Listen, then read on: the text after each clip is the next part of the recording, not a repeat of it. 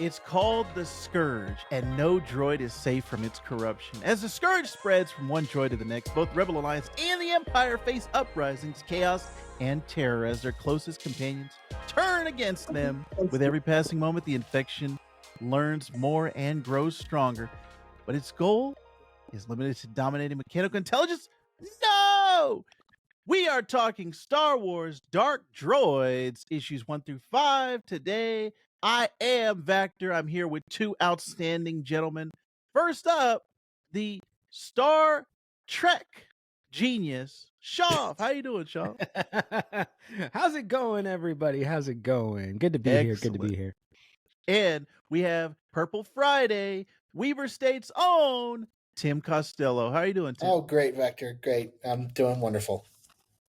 Perfect. I could not have asked for two better gentlemen to talk Star Wars Dark Droids with me, because I know both these guys are great comic book fans and great Star Wars fans. So we're going to have a great talk today. Let's get right into Dark Droids. So this was written by Charles Soule and illustrated by Luke Ross, with some covers, some fantastic covers by Lanil Yu. Now, so it's Tim, Soul. It's Soul, not Soleil. It's Soul. Yes. Yeah, it's Soul. Yes. Every time I looked, I was like, Soleil. That would be an interesting pronunciation. But I know Tim Costello is a huge Charles Soule fan. Huge. As Sorry, Shaw's that was lightsaber my goes off. saber. Whoops. Shaw, Sorry about keep that. Keep that in your pants, Shaw. Okay. All right. As Sorry Shaw about that. goes off, Sorry about that. Tim, I know you're a huge Charles Soule fan. Yeah. So when did you first hear about Dark Droids? When did it first come across I came your radar? across, I think it was during some Comic-Con or celebration where, because Charles Soule, through his Star Wars run, ever since he started in 2020, has been doing these mini arc things. He had War of the Bounty Hunters, Crimson Reign, Hidden Empire, and now Dark Droids. And so everyone was wondering, well, now that that's over, now that trilogy of Kira stories is over, what's next? And then he announced Dark Droids, and everyone was excited because, this is something that could possibly shake the entire Star Wars universe, because what is the Star Wars universe run by? Droids. Everybody's got one. Yes. So, yeah. Yes. Very interesting stuff. And Shaw, as everyone can see on your shirt, you are a huge Trekkie and Trek fan. Were you getting some Borg vibes in this Dark Droid story? That I wanted people to think that this was purely ironic, right? But it was intentional, because absolutely this issue, or this series of 5 issues, really felt to me like it was Star Wars saying, hey, Star Trek, we see you out there. We like what you're doing with the Borg, and we're just going to borrow a little bit of it, and I hope it's okay. So, and it's totally okay in my book, because it works really well, and this is a very excellent miniseries, in my personal opinion. So, but because of the Borg influence, I couldn't help but not wear my Star Trek shirt. Yes, It's I amazing. love it. It's amazing, Factor, you mentioned Borg influences, because I definitely felt that in this story, but I also felt some elements of Terminator, Battlestar Galactica with the Cylons, a little bit of Age of Ultron on the Marvel side. A lot of those technological takeover stories that we're so familiar with throughout this whole thing. And Captain EO. Let's not forget about Captain EO. Ooh. There was definitely some influence there.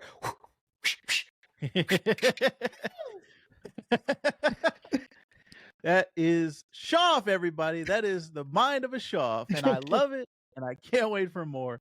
I really liked the droid priest, Ajax Sigma. Mm-hmm. This dovetailed off of the previous thing, because Hidden Empire dovetailed right into this. But yeah, this is the first time we've seen Ajax Sigma. He looked a lot like the droids that you see on the Halcyon on Galactic Star Cruiser. So I got those kind of vibes from him, but I really like this character. But yeah, first time. Yeah, I really like his whole this is, like Tim said, this is have huge ramifications for the whole Star Wars universe overall. This intelligent droid, this kind of sentient droid, and there's a whole faction of them. There's this Ajax Sigma is leading all of these droids that are coming into consciousness, awareness, and that, like Tim said, like the Terminator, it's that Skynet thing, and all of that is fascinating to me. I love that part of science fiction, and so putting it into Star Wars, it's like dipping that peanut butter into the chocolate, Shaw. I love it. I Can I love it ask when a those. question though? Because Yeah. this is a little bit confusing to me, and maybe it's just I'm not as versed in Star Wars as I am in, say, Star Trek. But like, I felt a lot of times that in the Star Wars universe, most droids have sentience. It seems It's like, degrees of sentience, like yeah, because you have C-3PO's distinct personality, you have R2's distinct personality, but I think yes, Ajax is a little bit different because he's like seemed to be operating on a higher level. Um, I agree. But yeah, like for instance, I mean, we don't want to talk about Rise of Skywalker, but in Rise of Skywalker, there's even a part where 3PO like is about to lose all his memories. It's a whole plot device, but like he looks upon his friends. He's like there's an emotional connection and an attachment to these compadres of his, and like you can see that there's heart behind this metal, if you want to put it that way. Right. So like we've seen it in droids, not just those two main hitters, R2 and 3PO, but it definitely feels like this Ajax character is a step above, like you said, Tim, and really interesting to me because he's got his own little like religious society and like a little like cult of sorts. Yes. Yeah. And I when I saw him appear, I was like, please tell me he's been somewhere else, because this can't be like the first appearance of this character. But Yeah, they had a side story, the D Squad, that was leading off into some other droids and their whole like rebellion. But this is kind of like the biggest thing that we've seen him in, I think, so far. And I can't wait to see more. Like the way this leaves off, the ending of this story, Ajax is definitely feels like he's going to be a bigger player down the road in Star Wars. So yeah, you know, I got to give my hats off to Charles Soule. Anytime I see his name on a book, not only Star Wars, but just any comic in general, I say, all right, I know this is going to be good. Like Yeah. I don't think there's been a comic that he's written that has let me down so far. So Dark Droids is just another feather in his cap. And I think the way that he's kind of with the High Republic and then with just the main Star Wars title, he is the almost like the Dave Filoni of the comic Yeah. Star Wars comics, where he's like the main person in charge, I think, of shaping what the storytelling is, what the narrative is. So I'm did really you get enjoying the sense that this particular series was sponsored by Arby's? Because that's kind of the vibe I got, because it seemed like I didn't see every any curly page, fries, Shaw. every page, the Scourge, right? Like whoever, like the main droid, right? He's always talking about the meat. He's got to have the Oh. meats. We need the meats. He's always like, I must move from the metal to the meats. He's like, give me my meat. I need to beat my meat right Yeah. now. He wants to go to Arby's because he doesn't have the meat and they have it. Yeah, we have the meat. Yeah, Yes. I require Yeah. the meat, the metal, and the That- force. Yeah. First it comes for the metal, then it wants the meat. Yeah. So I have never seen a comic book mention meat so many times. But I'm here for it because it just made me hungry. Every time I read it, I was like, you know what? I could go for some meat right now too. Yeah, it's definitely playing off of that, like the metal versus the meat, like you said, the cyborg or the mechanical intelligence versus the human intelligence, or the human consciousness. And I think that's very interesting, setting this whole thing up, because we've had, like Schaff brought out the point, the charismatic droids before of our main guys, R2 and 3PO, and even BB-8, down the line, BD1, like all of the ones that have this charisma, and you fall attached to them, like you become attached to them, but they never felt like this high intelligence, like the Scourge and like Ajax. So I think this is like something new in Star Wars, and I think a lot of people online have been talking about droid rights and like, oh, why do they treat the droids like crap when they they can clearly feel, like they have these pain receptors, like we see them get branded and scream in the Star Wars universe. So people are always like, why do they treat the droids like slaves and like helpers? But then they have feelings, they have emotions, they have pain, they can feel pain. So I like where this is going. I like this. It's like a new avenue for Star Wars. And it's only a matter of time, I think, before we see a force sensitive droid and there's force sensitivity in this section of the galaxy. So I like where this is going. I like him trying to learn about the Force, jumping into Luke and being like, "Oh, I know what the Force is now." So this whole hive mind and hive intelligence I liked was the very progression of interesting. that too. Like, learn like him learning about the Force because first we can call it possession. Mhm. Assimilation. Yeah. Um, droid possession, Yeah. where he's possessing C-3PO and talking to Luke about the Force and like what it is, and and Luke's just none the wiser. I'm like, oh yeah, the Force is this and this and this. Like, oh, yeah. And it's some really good dialogue about the Force. That's one thing I've loved about Soule's tackling of Star Wars is he tackles the Force in very interesting ways. If you've watched Vactor's shorts this week, you'll see that there was one on Avar Chris and how she kind of views the Force as kind of music and melody and song. So that's a creation of his, and so I've always liked that. And so then when we get to the I think the fourth or fifth issue, when the droids were like, "We will become the new Force," I'm like, "What is this? Like, what does this Mm. mean?" And it just was really, really like entertaining stuff and really interesting stuff for Star Wars to tackle. Because as we Yeah. said, droids are everywhere. Everybody's got a droid. It was only a matter of time before they like rose up against the alien and human population Right. because there's more droids than there are humans and aliens. Right. Right. Yeah. That's all of this stuff is very interesting psychologically to me of this new corner of the Star Wars universe. Shoff, do you feel like this is an exciting thing to have in Star Wars, or do you think it's kind of like, I can take it or leave it? Like, what are your thoughts on this droid uprising and having a higher intelligent droid in the Star Wars universe? Oh, I love it. Honestly, when the opportunity came to review this comic and having not read any of it, the fact that it was strictly focused on droids, I was kind of like, I don't know. Like, is this really going to be worth my time? Like, droids are droids, like just metal buckets, like that move. Mhm. Like, but there was a lot of personality, and the narration conducted by this Scourge character, like Mhm.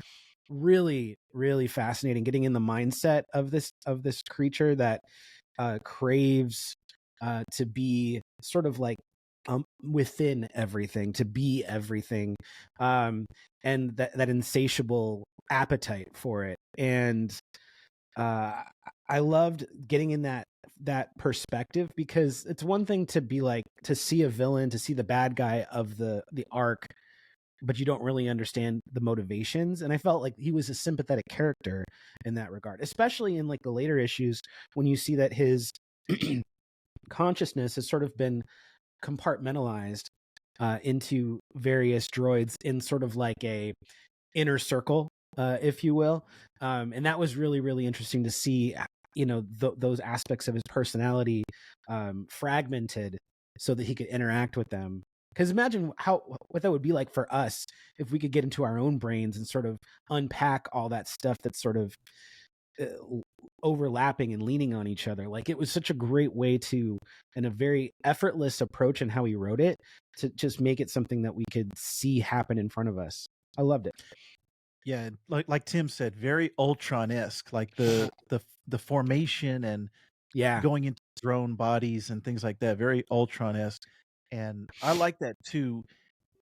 I can see why he did it, like, it's very, the way that he chose to do that, making the droid kind of human in that regard, it makes sense, but in the back of my mind, I was like, these droids would probably be better than a human. They would probably be more powerful, and the amount of computing data and calculations that they're doing, he's not gonna go crazy. Like he's gonna be a machine. He's gonna be like everything's gonna be perfect. In my mind, I was like, but I understand where he was going and kind of giving him that human limitation of your mind like can only handle so much. So I liked it. I'm not saying I didn't like it, but at the same time, I was like, this is a machine. I think he would be more binary. It'd be either he's sane or not. Like there's not that kind of, well, maybe I'm going crazy, I'm halfway crazy. But it was a lot of fun to read that, like the crazy, the like him kind of going insane and splitting off all of his personality. There So that was are cool. no I like strings that. on me. Yeah, yeah. Very, Did you very catch alternate. that? So that the disc that first gets like uncovered, right, at the Oh ruins yeah. where the Mhm. Scourge sort of first kind of like enters his, I don't know, reboot phase or whatever, and Mhm. starts to Mhm. realize like what he wants. That symbol looks a lot like the Brainiac symbol. It's got Yeah. like 3 dots and like they connect, like, like, and I'm Yes, like, yes. and in essence sort of adopting the Brainiac's like approach of like wanting to like Mhm. consume um and so like I could just see all like the influences sort of like coming together with that, and Yes, yeah. the nature of assimilation into a hive mind, and all like there's, you could tell where Charles like is dipping from, and it's all Mhm. great stuff. Like it's high quality material that's done and created and made new, but you could definitely see those touches, and I like that. Yeah, I really. Yeah. It's funny. This It's funny you mentioned that. You've mentioned several times, Shoff, that opening narration, and I think that opening narration, like from the Scourge, really sets the tone for this book, and it's what makes Yeah. it different from other Charles Soule works. Like Vactor said, I'm a huge fan, and I've read several of his stuff. Like I'm making my way through his superhero stuff. I just finished the first trade of his Thunderbolts run. It's really good, and like, but all of his other Star Wars stuff, like because and this takes place in between Empire Strikes Back and Return of the Jedi. Like that's where the timeline he's operating. And even though that timeline is like it's kind of dark esque because of where we leave everybody at the end of that movie, it still feels very lighthearted, and that's very much Soul's style. But this very much felt very dark and very like foreboding in a lot of ways, which was it was refreshing, but it was very new and interesting for Soul to do. Because every time we get to the Scourge, and when the Scourge is there, he's dark, like he's a dark toned character. The speech bubbles are like purple-ish and dark-ish, and so that darkness was very much pervading this book, and it's what separated it. Because I do read the Darth Vader and ongoing Star Wars titles as well. So like, and there were some connections, but they weren't like overwhelming where you felt like you were going to miss something. And but it's like reading the Star Wars book, it's still very much lighthearted because it focuses on Lando. And but this just felt so dark, and it was Mm. like I was captivated like every issue because of the darkness that pervaded it. And yeah. wow. It really did a great job setting up the tone, that for foreboding tone throughout, and just kind of like you could feel it on your back. Um, we haven't talked about Luke Ross's art in here. He's actually looking through his work. I'm like, I don't remember seeing his name, but then I was looking up his credits and I was like, oh, I've read a lot of the stuff that he's done in the Star Wars universe. He did the Darth Maul story in 2017. Mm. He did the Jango Fett story in 2020, recently, and he did the Thrawn book. So there's a ton of stuff that Luke Ross has been doing in the Star Wars universe, and I think he did another great job here. Like nothing, nothing about his art I can say is not good. Like I just enjoyed the presentation overall. Shoff, did you have any qualms with his art, or are you No, liking it? no, I loved it. I loved it. There was some great the way it was framed. There was a lot of very cinematic touches to it. And I loved also the first person point of view of the droid Yes. Yeah. eyes, like Mm-hmm. when you're like seeing like what kind of hijinks they're getting into. I loved that. I loved the expansiveness of some of the space shots where like the shuttle has the Mouser droid just like sliding off the wing, and then like just like yeeting itself over to the Republic frigate. Like I loved all of that. It was so great. So very enjoyable. Very, very enjoyable. The Vader scenes were really, really cool. I also loved the look of the Imperial Star Destroyer that got totally like Oh, I love that Borgified. ship. I love that ship. That was so So cool. cool. Called the Scourge One. Oh Yeah. man, I was like, this is sick. If I saw that in space, I'd freak the hell out. Yeah, that would I would go the opposite direction. Be like, nope, Warp 9, turning guys. around. And this is something that they could bring back. Like this could be like the Borg in Star Trek. Like it could be a villain that, you know, when you say Scourge, okay, we know, or it's almost like in Halo, like the Flood. Like when you say that name, then people kind of get, oh, this is a heavy hitter. This is something not to be played with, and it's going to be very difficult to take them out. I think Charles Soule has set up now, kind of in this universe, like the threat of droids and what can happen if you take over the whole network of droids. So there's some really good stuff here. Tim, I forgot to ask you, have you read any of Luke Ross's other stuff that he did? Any of his other books that he illustrated? What were they again? Jango Fett, Thrawn, and Yoda. I've started reading Yoda. I haven't read it. I Okay. haven't finished it yet. Art's good there. I mean, the art here is great. As I've said on other podcasts that I've been on of yours, if it's screen capable, then it's good for me. Because I read my comics digitally, and so if a piece of art or image looks good enough to screen cap, then it's good for me. This had a lot of them. Anytime the Scourge was on a page, whenever we get these armies of droids, with the purple eyes, and was just wonderful seeing all these droids come together. And like D Squad does factor in a little bit into this story. But what I've loved about because I'm a dad and have other commitments, I'm not able to read all the books that I want to, so I limit it to the Star Wars and the Darth Vader. And so, but even just reading those, I don't feel like because even though this is a story that is going throughout the Star Wars comics, I never feel like with this or the Bounty Hunters, Crimson Reign, and Hidden Empire, I never feel like I'm out of the loop. Which is always refreshing when reading an event comic like this, because often when you read event comics, you feel like, well, I feel like I'm missing something here. Like that's why people don't like to read them. And so, but with Soule, he always manages to help you feel like you're not totally lost. Like, here's what's going on here, here's what's going on there. You can read it, but you don't have to. Shoff and I also, we just read this. We're not kind of dipping our toes into all the other Star Wars books. So that's a great point. This is, you don't need anything else specifically.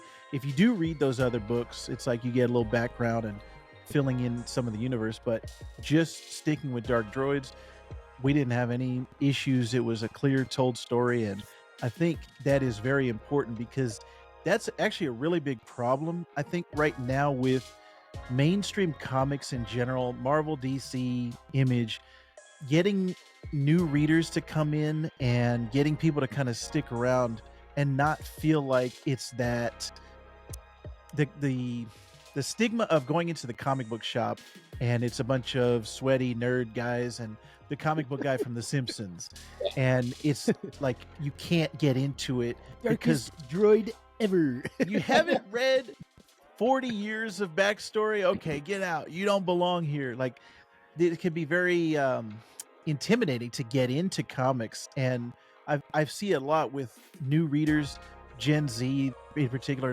now that are on TikTok and they're doing all these other things. How do I get them to read a comic book, and how do I get them to get engaged? So this is important. Things like Dark Droids, where you can just hand it to somebody and say, okay, I don't need you to read 50 issues of Star Wars, the main story, and 20 issues of Darth Vader. Here's Dark Droids. You can read it, and that's all you need.